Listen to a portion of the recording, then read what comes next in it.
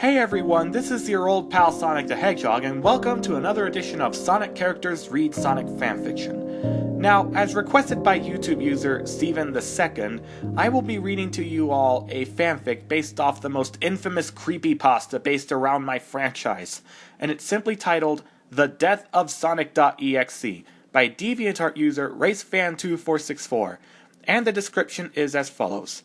This is my second fanfic lit that I've done. This one is my first Sonic fanfic, and I gotta say this may not be the best, but oh well, it'll work. Enjoy. One more thing, if anyone likes to make a comic out of this, you're more than welcome too. Thanks. I'm not sure if a comic of this will be likely to happen, but okay, here we go. On a nice sunny day in Mobius, Sonic and his friends was at home relaxing when suddenly a boy came running to them, 'cause he's friends to Sonic and the gang. It was Steve. Wait! How could such a generic character be one of our best friends? Well, I guess anybody can be a best friend of mine. Moving on. He was running in anger as he has news to tell them. As he entered the door, Sonic came by and asked him, "Whoa, Steve, what's the fire?" Steve was taking deep breaths till a few seconds later, "Sonic, you and your friends, come with me now," Steve said as this was very serious. So Sonic and the gang followed Steve. As soon as they got to his home, Sonic asked, "So what's the problem, Steve? Take a look at this," Steve said as they looked at the computer monitor. There was a file that Steve downloaded by mistake called Sonic.exe. The gang looked confused, thinking it's just a game, but when Steve started the game, they begun to get worried something bad would happen. Tails looked and see all the blood and gore in the level. He began to close his eyes, then came the level Hide and Seek. As the Tails on the game wanted out, there was nothing that Steve could do except run. But Sonic.exe came after him and eventually started to cry. The real Tails began to cry too. Then he popped out and a horrifying scream was heard. The gang covered their ears to the screaming. Then that creepy laugh. Then Knuckles was next. He was unsure to see what this level had to offer. When he saw himself killed, his anger was rising. Then it was Robotnik, now called Eggman, and yes, he was there too, in case if you're wondering. What? I wouldn't do that. I wouldn't have Eggman join us, even if it was just for 1 second. And that is why I did not even bother to invite him over to this reading. Eggman, like Tails and Knuckles, was unsure to see the offer. All happened was him running down the stairs, and then the laugh happened again. Then this is where the gang got creeped out. The hyper-realistic face of Sonic was shown and everyone, and I mean everyone, was scared. Then it ended with a scream and a message that said, "Ready for round 2?" Steve said to everyone, "As soon as I played this, I had to show you guys. This is ruining your image. This has got to be taken care of." Everyone agreed. "I think I have some invitation to help defeat this imposter from ruining all of us," said Dr. Eggman. And they agreed. They went to the labs of Dr. Eggman, then he hacked onto the game to make some changes. But this time adding Steve in there, but only not like himself, but as a ninja, in which Steve was dressed like, gave him all the moves if necessary, and stepped into the portal. Then Eggman's computer transported him into the hacked game and was ready to go. The hacked level that Eggman created was in Steve's favor. He was in a temple, in which it was empty, so he ran. Then as soon as he jumped out to the second floor and into the first floor, ran to the left. As he continued on, his friends looked on to cheer him on. But then after he left the second hallway, Sonic.exe appeared, but Steve was not scared and just laughed. "Busted, you've just walked into my trap." Sonic.exe looked confused, knowing that he doesn't know he was talking about. "You see, this was just all my idea, appearing in a temple, or should I say the Shaolin Temple, and knowing that you'd take the bait.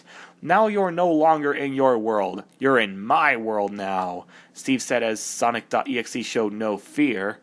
"Now, what did you do to Tails, Knuckles, and Robotnik is unacceptable, which is way I want to return them back to normal, but I know that you don't do so that easy, which is why I challenge you," Steve said as the temple now turned into some kind of old bridge.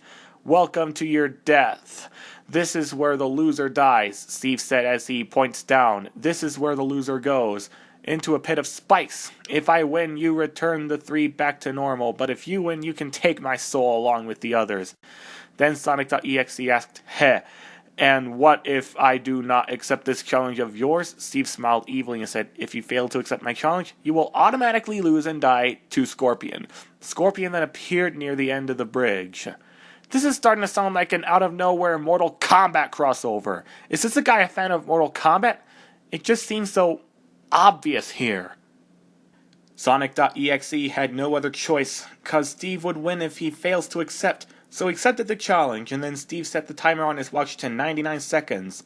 Sonic.exe was ready to fight, and Steve started the timer. Get ready, Faker. Sonic.exe paused. What's wrong, Faker? Are you mad for calling you fake? Imposter, huh? Is that it, Faker? Sonic.exe became very angry as Steve's friends was still cheering him on. Then with only 50 seconds left on the clock, Sonic has yet to make his first move because of getting angry. The Faker's getting mad of me for calling him a fake. What a funny thing. All your torment on Tails, Knuckles, and Robotnik, and yet you get mad at people for calling you a faker? You really are weak, aren't you? Steve said as he looked at his watch. There was only 15 seconds on the clock. As the seconds count down, Sonic.exe had enough. It was time for him to start the fight. And just as he was ready to make the first hit, Steve's watch began beeping. Sonic.exe ran out of time. What? How pathetic of him. He can't even fight like a real fighter at all? Huh. No wonder he's not scary. Oh, too bad. Time's up. You was wasting your time getting angry. You failed to make the first hit. That means you automatically lose when Steve said as his friends cheered and was very happy that the nightmare was over and Tails and the other two victims was now back to normal. On and one more thing, since you also failed to fight, you also see what Scorpion does to you. Steve said as the gates lowered and Scorpion came to Sonic.exe, Scorpion, get this faker out of my sight. He means nothing to me now. Scorpion then grabbed the fake Sonic and took him to a place that you and me do not want to be when we die. Then, what is this place? Are you too scared to talk about that place that you won't even bother with the specifics? Where he died after the encounter, then Steve said to the victims, you have nothing to worry about now, this nightmare is over. Then Steve began to transport back to his home where his friends waited for him to get back. Then he returned and the gang cheered and applauded to him. Steve smiled knowing that his friends was proud of him, and now everyone can rest knowing that the nightmare is now over. Or has it? The end? Wait, so does that mean he may return? What an out-of-nowhere and poorly constructed cliffhanger.